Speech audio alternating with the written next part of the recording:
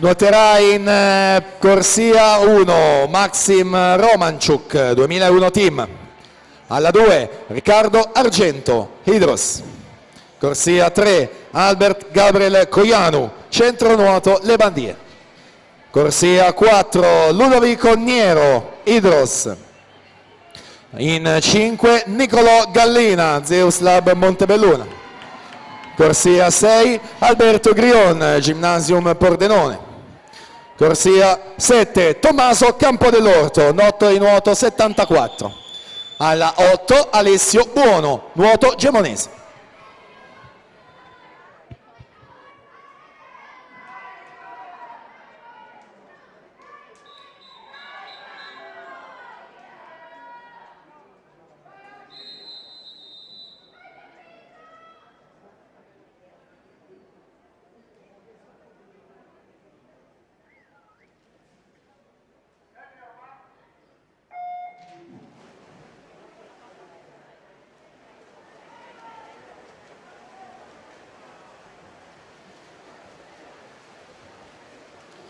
Finale riservata agli atleti della categoria ragazzi primo anno.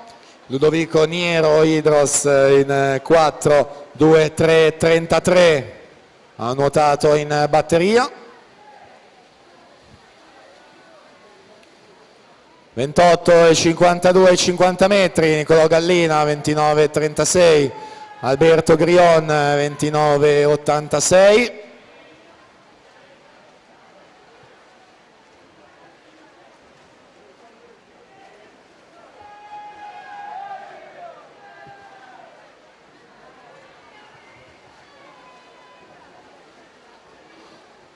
(84 centesimi di vantaggio al rilevamento precedente). Ludovico Niero va ad incrementare portando la differenza a 1,69, nuota 30 e 73 per coprire il secondo tratto di 50 metri. Nicolò Gallina 31 e 58 in seconda posizione, un po' più staccati gli altri nuotatori. Al momento era Riccardo Argento alla virata dei 100 metri ad occupare la terza posizione. Siamo già alla virata successiva, quella dei 150. Niero 31 e 69, Gallina 32 e 49.